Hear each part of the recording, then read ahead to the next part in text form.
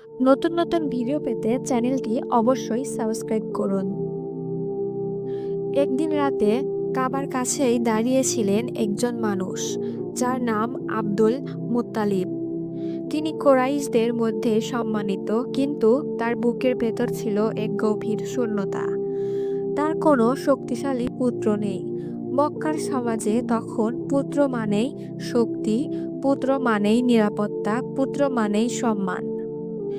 আর আব্দুল মুতালিব ছিলেন প্রায় একা। এক রাতে তিনি এক অদ্ভুত স্বপ্ন দেখলেন। এক কণ্ঠস্বর তাকে বলল, জমজম খনন করো। তিনি জিজ্ঞেস করলেন, জমজম কি? কণ্ঠস্বর কোনো উত্তর দিল না। তারপর পরের রাতে আবার স্বপ্ন দেখলেন, আবার সেই কণ্ঠ, আবার একই কথা। শেষমেশ তিনি বুঝলেন এটা সাধারণ স্বপ্ন নয়। পরদিন ভোরে সবাই যখন তাকে উপহাস করছিল এই কথা শুনে, তিনি কাবার পাশে একাই খনন করা শুরু করলেন। লোকেরা বলল, এই লোক পাগল হয়ে গেছে, একাই খুঁড়ছে। তার পাশে তখন মাত্র একজন ছেলে, তার নাম হারিস। একজন ছেলে দিয়ে এক গোত্রের বিদ্রোহ ঠেকানো যায় না। কিন্তু আব্দুল মোতালিব থামলেন না। হঠাৎ করেই বালুর নিচ থেকে পানির ধারা বেরিয়ে এলো। এটাই ছিল জমজম। মক্কা স্তব্ধ হয়ে গেল। যারা উপহাস করছিল তারা দৌড়ে এলো। জমজম ফিরে এসেছে আব্দুল মুতালিবের হাতে। সেই রাতেই জমজমের পাশে দাঁড়িয়ে আব্দুল মোতালিব আকাশের দিকে তাকালেন। তার চোখ ভিজে উঠল।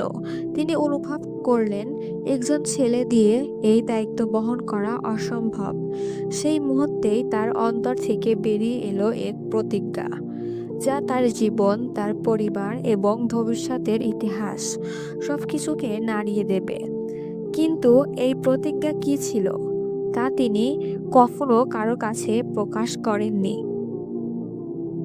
জমজমের পানি ফিরে আসার পর আব্দুল মোতালিব আর আগের মানুষ রইলেন না। লোকেরা তাকে সম্মান করতে শুরু করলো, কিন্তু তার অন্তরে ছিল ভয় ও কৃতজ্ঞতা, দুটোই একসাথে। পরে এক রাতে আবার কাবার পাশেই দাঁড়িয়ে তিনি চুপচাপ আল্লাহর কাছে বললেন।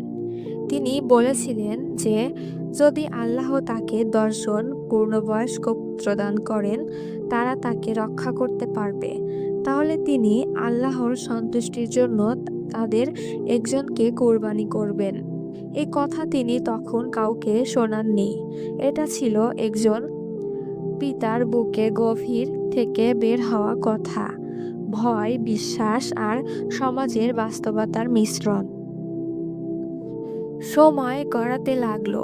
একজনের পর একজন পুত্র জন্ম দিতে লাগলো।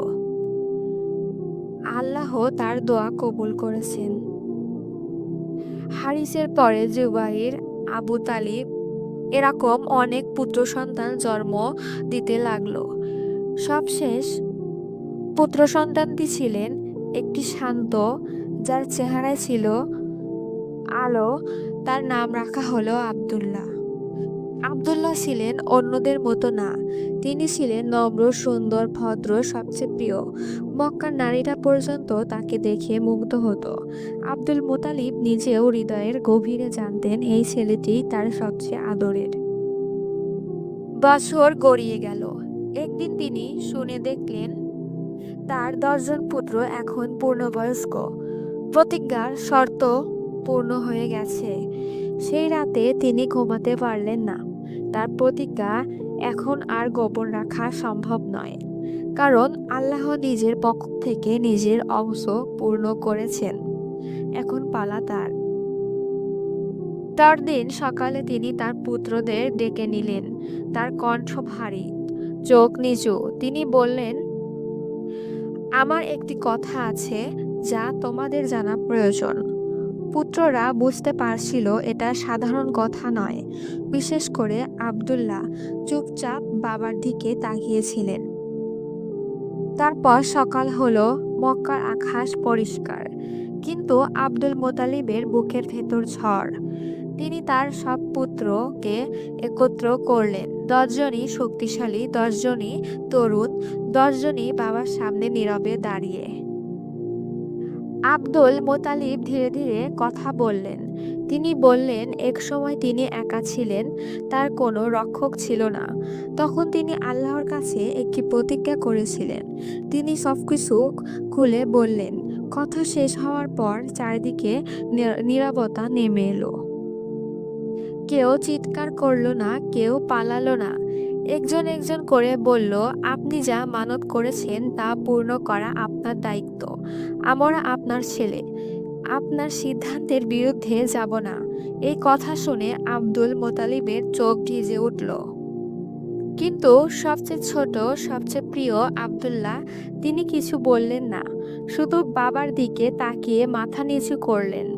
তার চোখে ভয় ছিল না, ছিল এক ধরনের প্রশান্তি। এই নীরবতা বাবার হৃদয়কে আরো ভারী করে তুলল।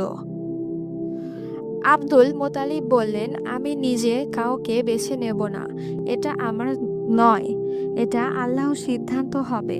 তিনি সিদ্ধান্ত নিলেন, লটারি করা হবে। প্রত্যেক পুত্রর নাম একটি করে তীরে লেখা হলো। সব তীর রাখা হলো কাবার কাছে। লোকেরা জড়ো হতে শুরু করলো। পুরো মক্কা যেন থেমে গেল। সবাই জানতো এটা শুধু একটি লটারি নয়, এটা এক পরিবারের ভাগ্য। আব্দুল মোতালেব হাত তুলে দোয়া করলেন। তারপর তীর তোলা হলো। যে তীরটি বেরিয়ে এলো তাতে লেখা ছিল আব্দুল্লাহ। এক মুহূর্তের জন্য সব শব্দ থেমে গেল। আব্দুল মোতালিবের বুক কেঁপে উঠল। এটাই ছিল তার সবচেয়ে প্রিয় সন্তান। তিনি চোখ বন্ধ করলেন। প্রতিজ্ঞা, ভালোবাসা এবং আল্লাহর ভয় সব একসাথে তার হৃদয়ে আঘাত করল। কিন্তু তিনি জানতেন এখানেই কাহিনী শেষ নয়, এখনো সামনে আরো কঠিন অধ্যায় বাকি। কুরাইশদের বয়োজ্যেষ্ঠরা এগিয়ে এলো। তারা বলল, এটা হতে পারে না। এভাবে একজন যুবককে হত্যা করলে এই প্রথা গোটা আরবে ছড়িয়ে পড়বে। আগামী দিনে সবাই নিজের সন্তানকে কুরবানি দিতে শুরু করবে। মক্কার মানুষ ভয় পেল। এটা আর শুধু একজন পিতা ও পুত্রের বিষয় রইল না, এটা সমাজের বিষয় হয়ে গেল। আব্দুল্লাহর মা ফাতেমা বিনতে আমর খবর শুনে ভেঙে পড়লেন। তিনি কারো সামনে চিৎকার করলেন না, শুধু নীরবে কাঁদলেন। তার কান্না ছিল একজন মায়ের নীরব আর্তনাদ। সেই রাতে আব্দুল মোতালিব একা ছিলেন। একদিকে তার মানত, তার আল্লাহর সাথে করা কথা, অন্যদিকে তার সবচেয়ে প্রিয় সন্তান, তার বংশের আলো। তিনি জানতেন মানত ভাঙা যায় না, কিন্তু তিনি এটাও জানতেন আল্লাহর রক্তপিপাসু নন। কেউ একজন পরামর্শ দিল, মদিনার একজন জ্ঞানী নারীর কথা শোনা যায়, সে এমন বিষয়ের দিক নির্দেশনাই দেয়। এই কথাটি আব্দুল মোতালিবের মনে আলো জ্বালালো। তিনি সিদ্ধান্ত নিলেন, রক্ত ঝরানোর আগে সব পথ পরিষ্কার করবেন। পরদিন তিনি আব্দুল্লাহকে সাথে নিলেন এবং রওনা হলেন মদিনার পথে। পথটা দীর্ঘ, কিন্তু দুজনেরই মুখে কোনো কথা নেই। বাবার মনে দোয়া, ছেলের মনে পূর্ণ সমর্থন। তারপর মদিনায় পৌঁছে গেল। তারা এক নারীর কাছে গেলেন। তিনি বয়সে প্রবীণ, চোখে ছিল গভীর অভিজ্ঞতা। সব কথা শোনার পর তিনি কিছুক্ষণ নীরব থাকলেন। তারপর ধীরে বললেন, তোমাদের গোত্রে একজন মানুষ রক্তের মূল্য কত? উট। আব্দুল মোতালিব উত্তর দিলেন, 10টি। তারপর তিনি বললেন, তাহলে এমন করো, তোমার পুত্র ও উটের মধ্যে লটারি করো। প্রথমে 10টি উট দাও। যদি লটারি উটের নামে পড়ে তবে উট জবই হবে, আর যদি পুত্রের নামে পড়ে 10টি করে উট বাড়াতে থাকবে। এইভাবে আল্লাহর সিদ্ধান্ত পরিষ্কার হয়ে গেল। এই কথা শুনে আব্দুল মোতালিবের মনে আশার আলো জ্বলে উঠল। তারা দ্রুত মক্কায় ফিরে এলেন। কাবার কাছে সবকিছু প্রস্তুত করা হলো। লোকেরা জড়ো হলো। এবার লটারি হবে, একদিকে আব্দুল্লাহ, অন্যদিকে উটের। 10টি উট আনা হলো। লটারি তোলা হলো, ফলাফল আসলো আব্দুল্লাহ। লোকেদের বুক কেঁপে উঠল। আরো 10টি উট যোগ করা হলো। লটারি তোলা হলো, আবার আব্দুল্লাহ আসলো। এইভাবেই 30টি, 40টি, 50টি প্রতিবার লটারি আব্দুল্লাহর নামেই পড়তে লাগলো। আব্দুল মুতালিবের হাত কাঁপছিল, কিন্তু তিনি থামলেন না। সবাই নিঃশ্বাস আটকে ছিল। একজন যুবক আর কতবার ভাগ্যের মুখোমুখি হবে?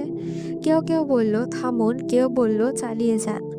আব্দুল মোতালিব শুধু বললেন, আল্লাহ যতক্ষণ না সিদ্ধান্ত দেন আমি থামবো না। শেষ পর্যন্ত উটের সংখ্যা দাঁড়ালো 100। সবাই বুঝতে পারছিল এইবার লটারি শুধু একটি ফল আনবে না, এটা ইতিহাস বদলে দেবে। 100 উট দাঁড়িয়ে আছে, একদিকে উটগুলো, অন্যদিকে আব্দুল্লাহ। মক্কার মানুষ জানতো এই লটারির ফল শুধু একজন মানুষের জীবন নয়, পুরো ভবিষ্যৎ বদলে দেবে। আব্দুল মুতালিব আবার হাত তুললেন, তার কণ্ঠ কাঁপছিল না, কিন্তু চোখ ভেজা। লটারি তোলা হলো, এক মুহূর্ত, তারপর ঘোষণা এলো উট। চারদিক থেকে শব্দ উঠল, মানুষ আল্লাহ আকবার বলল। মায়েরা কেঁদে ফেলল। আব্দুল্লাহ বেঁচে গেলেন, কিন্তু আব্দুল মুতালিব থামলেন না। তিনি বললেন, আমি নিশ্চিত হতে চাই, এটা যেন কোনো সন্দেহ না থাকে। তিনি 3বার লটারি করালেন, প্রতিবার ফলাফলই উট আসলো। তখন সবাই নিশ্চিত হলো এটা আল্লাহরই ফয়সালা। সেই 100 উট কাবার কাছেই আল্লাহর নামে জবাই করা হলো। মক্কার দরিদ্ররা সেই মাংস পেল, রক্ত ঝরল, কিন্তু একজন মানুষের নয়, উটের। এভাবে আব্দুল্লাহ রক্ষা পেলেন। এই আব্দুল্লাহই পরে বিয়ে করেন আমিনা রাদিয়াল্লাহু আনহাকে। এই আব্দুল্লাহই রাসূল সাল্লাল্লাহু আলাইহি ওয়াসাল্লামের পিতা। আর এই কারণেই নবীজি সাল্লাল্লাহু আলাইহি ওয়াসাল্লাম বলেছেন, আমি 2 কোরবানির সন্তান। একটি কোরবানি হযরত ইসমাঈল আলাইহি ওয়াসাল্লাম, আরেকটি হযরত আব্দুল্লাহ রাদিয়াল্লাহু আনহার। এটা কোনো রক্ত পিপাসার গল্প নয়, এটা মানত মানে দায়িত্ব। কিন্তু আল্লাহ দয়া চান, রক্ত নয়। আর এক মানুষের জীবন বাঁচানো দিয়ে আল্লাহ পুরো মানবজাতির জন্য রহমত পাঠিয়েছেন। ভিডিওটি যদি ভালো লাগে তাহলে একটা লাইক করুন, কমেন্ট করুন, সাবস্ক্রাইব করুন।